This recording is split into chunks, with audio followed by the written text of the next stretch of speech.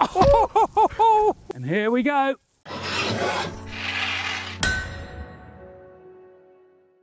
Hi, it's Todd from Todd's Workshop and Todd Cutler here, and today we've got a film about Pilum, these Roman throwing spears, javelins. Now the thing is, this is my third attempt at making this film.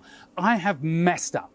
And the reason is, I have an idea, I get excited about the idea, I go into it possibly sometimes faster than I should, but I do it without a script because I like to explore. I like to find out what's going on and react to that and talk about that and find new things to look at and think about. That's what I do. But what that means is that it can mess with my filmings sometimes. Things can go wrong. And this is my third attempt. It's great when it works, but sometimes it doesn't. It's really annoying because it's a great subject. I had an amazing guest and the location where I first did it was absolutely fantastic. I messed up. So I went for it a second time. Same guest, different location, and I messed up. But this is the third one and we're putting everything together now to turn it into a film that really is worth watching. So watch out for the weird editing. I get it, but it's worth it. Stick with it. So let's start again. It's a simple question. How far can an experienced Roman legionary throw a pilum? Well, it's actually a surprisingly difficult question to answer because as far as I know, they don't actually list that in any of the original accounts.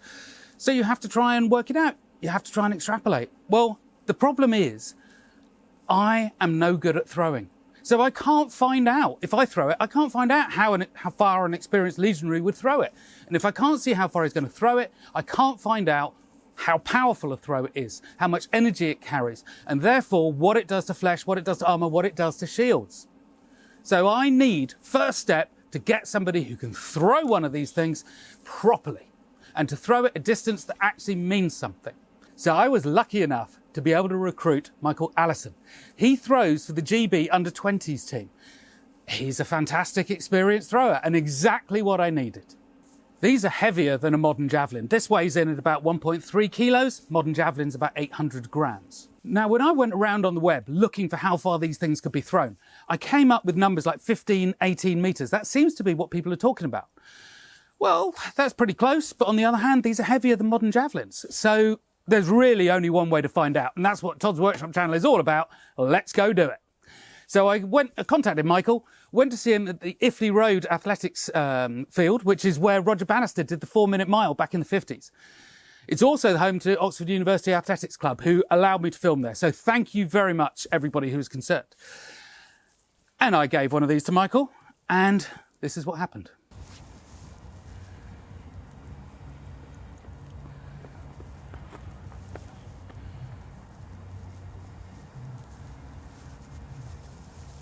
Now, he has to be the best legionary in the Legion at throwing pilum. So I'm going to give him a pilum, we're going to talk to Michael, and we're going to find out his first thoughts. So the javelin that you've got, tell me about it. How long, how heavy? These javelins are 800 grams and they're about 2.5 meters long with the grip in the middle, balancing point about there, just on the front of the grip. All right, that's interesting. Key with these javelins is that the center of mass is slightly in front of the center of lift, so there's a moment so it tips out the air. Right, okay, I didn't realise that. So they are actually designed to have lift? Yes. So, what I'd like you to do is hold this, tell me your thoughts. So this is a, well, Roman pilum. It is, I think it's about 1.2, 1.3 kilos, so 1,300 grams, so significantly more. Get a feel for that, tell me what you think. Yeah, a little bit heavier. Center of mass seems in a pretty similar point, so, but then I don't know what the lift is going to be doing, so we'll see if it tips out or not. That will be interesting because I've thrown it a bit and it works in a certain way for me, and it'll be interesting to see if it does the same. So basically, can you just take it away, Michael? I'll stand back a bit so we can get it. Very first throw for Michael ever, having touched the pilum. What does it do? Right, so what distance is that? It's about 22 metres. So nice throw, Michael, that is for sure. So how was that to throw then? It feels quite strange, being used to the nice modern javelin. I think the main difference was that in a modern javelin, most of the weight is in sort of this portion of the spear. Whereas here, because obviously it's a very skinny point, it doesn't have much of the weight here, and obviously it's thickest here. So overall, whereas I'm used to sort of feeling the weight at this end of the javelin, I don't get that feeling, which is sort of, it's a strange feeling. Do you think perhaps I mean, part of this experiment over a few weeks is try throwing it from different balance points? And the experiment I'm referring to is to take the numbers, the distances that Michael throws, and to feed them into this machine here so I can use it, my spear throwing machine, to throw javelins, Pilum, the same distance. It's a simple concept that I completely failed to explain in the film. So now back to Michael for where to hold the Pilum and the balance points. We don't have a grip No. on this, whereas we would with the normal javelin, so You're not told. I'm not told where to hold it. So I think that's going to be part of getting used to it. Where do I hold it? Where do I want my hand relative to the centre of mass? Yeah. No, because I mean, they had fighting spears as well, but these were very much their throwing spears. Yeah. And my understanding of them is that the distance is relatively short, sort of 15, 18 metres, so on. But you cleared out about 22, 23 with a static throw there on throw one when you're just kind of like I think there's a bit more it. distance there. Was that a bit more than that? No, I think we've got more to come. No, I would agree with that. And I'd love to see it, with the running style. Yeah, we can give that a go in a few. Yeah, just go for one and see what you do.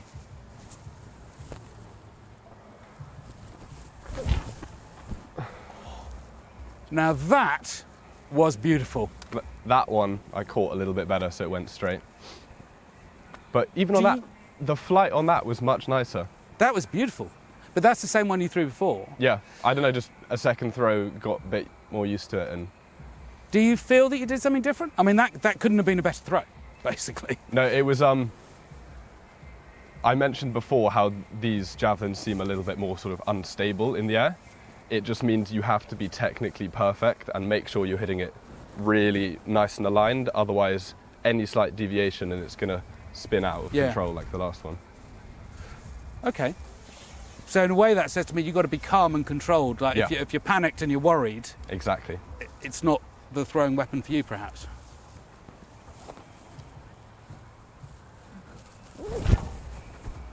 So I've just measured those throws, and it was 27 and 28 metres, in fact, that Michael did, which is fantastic with this. And those were genuinely throws 2 and 3. Sometimes I just get so excited by a film, a concept, an idea, that I rush into it before I'm fully ready.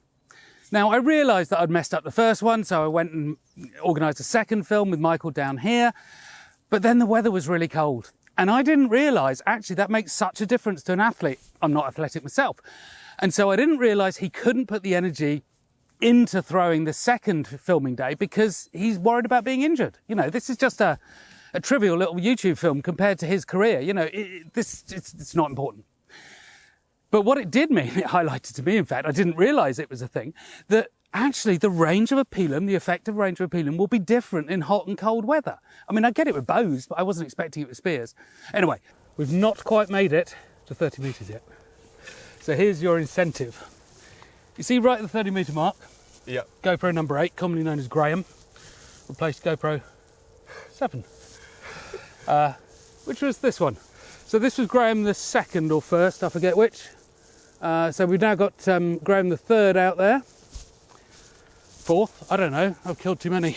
Right, hit that, extra case of beer for Christmas. All right? Deal. All yours.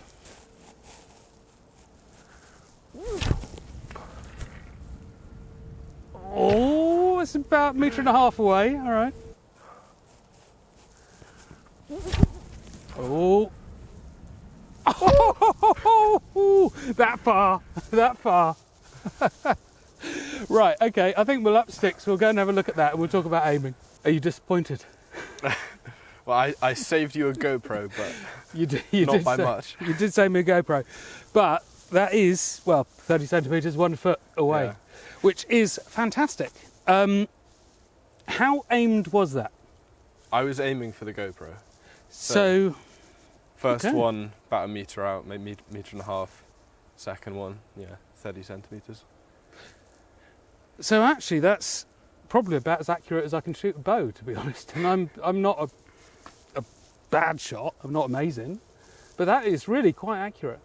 And so, in terms of Legionaries, barbarians and all that kind of stuff, when we were talking the other day, you were saying that, I can't remember your phraseology, but it was, you were talking about not really aiming, just, I don't know, Zen in the art of throwing or something. You just feel your way, or? It's more that you don't think about how high you're going to throw. You just look at a point and try and throw it at that point. So I was looking at the GoPro and trying to throw it at the GoPro. That's how you aim in javelin. And to find out if Michael can throw more than 30 metres, we have to go to warmer weather back in the autumn, the first film I did at Iffley Road. You reckon you got more in it? Yeah. So, yeah, go again. And then, because I really, really have to see you doing a running throw as well. Yeah, we'll I've give got that a to go see as well.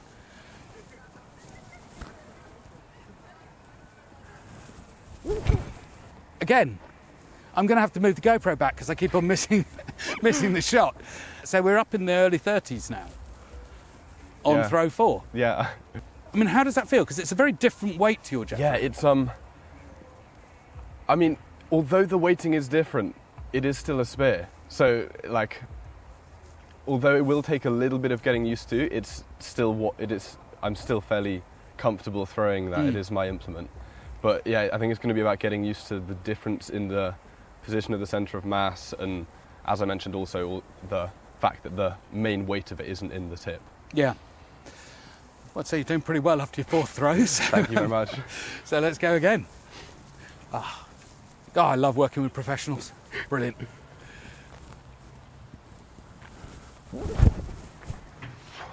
That one came out a bit wrong. So Michael just pulled this one out, and this has happened. And he got all worried, bless him. But the bottom line is, as anybody who's interested in Pilum knows, this is supposed to happen, isn't it? Well, this is an interesting point. Is it supposed to happen? Is it supposed to bend so that people can't throw it back, or so that it dangles out of shields? Well, at least as far as I know, we don't really know the answer to that. But as a weapons maker and filmmaker, my belief with this is that this is armour piercing. The idea of this long, thin shank is it goes through a shield, for instance, or it goes through mail. And if that goes through a shield, it's now going to, even if it hasn't actually hit you, it's going to encumber you on the inside. That's why the shank was long. That's my belief. You make it long, well, it can't be too heavy because otherwise you can't throw the thing, so it's quite thin. It's quite thin, made of soft iron, it bends. And I think that this has got everybody hot under the collar and all excited because it bends and therefore it must have a function. I don't think it has got a function. It's just, well, part of the function of it being an armour-piercing device.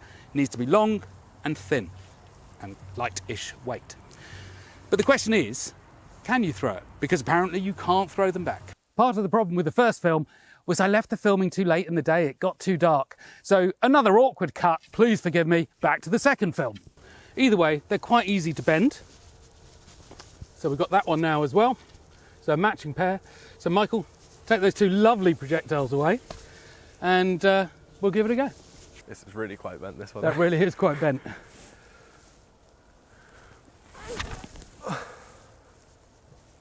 Well, that still would have gone in somebody. Absolutely. So, I mean, that was still a dead straight throw. That was the important thing. It didn't cause it to tumble or buck or do anything. It just still went straight. Again. Perfect. Absolutely perfect. Yeah. So I think for me, the conclusion there is, does it stop them going straight? No, it doesn't. No. Would it be unpleasant at the other end? Yes. It would. Because I foolishly chose to do filming on such a cold day, or ignorantly perhaps, I didn't actually realise the implication of it. We weren't able to do an energetic throw when Michael came down here just before Christmas. So we're back to Iffley Road again, back to the autumn for a running throw. How far can he go? Of course, we don't really know how they were thrown or how they could be thrown. Of course, in war, anything happens. So I'm sure people ran up and threw them. Can you run up and throw it? Let's see.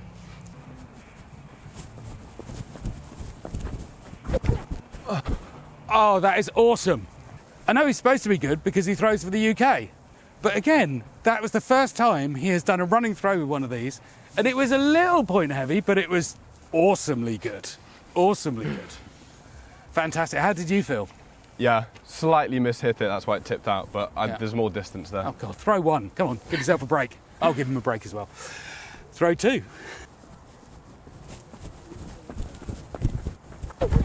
Oh, beautiful. Oh, perfect. You used the word ambling earlier on. What were you, come on. So what were you doing? Tell me about it. I think, give me 2 weeks and a bit more practice, do a few harder throws. Yeah. I think we can get well over 50 metres with these. So we were getting 42. We love it. You were getting 42, which again, is just, that is way beyond what I thought these things would do, actually.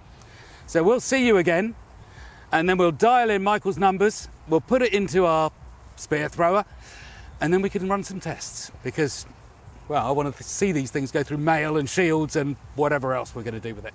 And here I introduce Michael to the spear thrower. The reason that he's here is to get a distance for how far this thing will throw a Pilum. And then I completely don't do it. Michael, never work with amateurs, but we're going to rectify this fault. Spear thrower, obviously. Basically, we've got the back half of a crossbow there, a whole load of bungees here, but what's important for me is you can adjust the power of this thing. You can adjust the actual length that it shoots over, the power stroke. You can, a bit like your big thrower, wiry thrower, you can change the power of the bungees as well. So you can put thinner ones, thicker ones on it. So the whole thing is completely adjustable. So I'm just setting it up now. And it means that, you know, if you throw 42 metres, I can make this thing throw a Pilum 42 metres. Unfortunately, today, the Pilum is not yet set up for it. But we have these, which are, I'd love to see you throw another time, but we have these which are sort of 400 gram fletched javelins. So we can do these. So basically, we pull the thing back.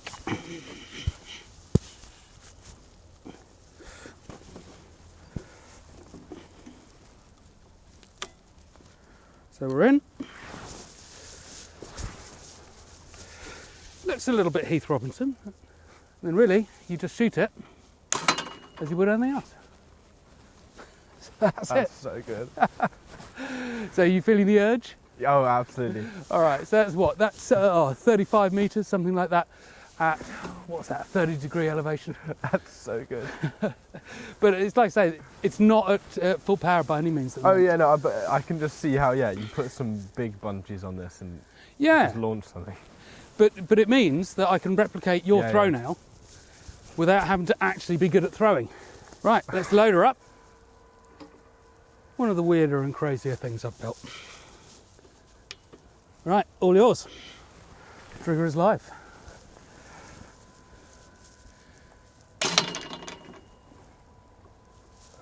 Nice shot.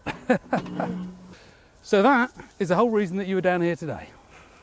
But there is nothing as glamorous as actually throwing at the real thing. So we will get you a mannequin, mail, and a shield. Oh, well. I'll make that as a promise. Michael, thank you very much. It's been No an worries. absolute pleasure. It's been a lot of fun. Good. Another time.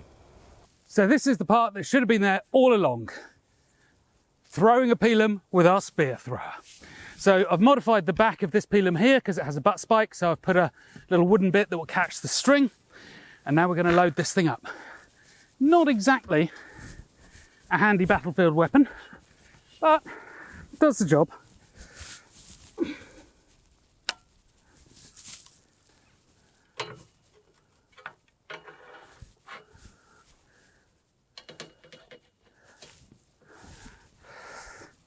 And here we go.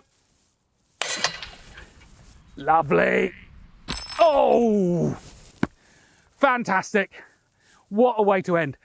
So what that now gives us is accuracy, distance, the right speed, the right angle, and we can now look at shooting at mail, at flesh, at plate, at shields, whatever. Anyway, hope you enjoyed it. Bit of a weird mess around with the edits there, but anyway, thank you very much. See you again.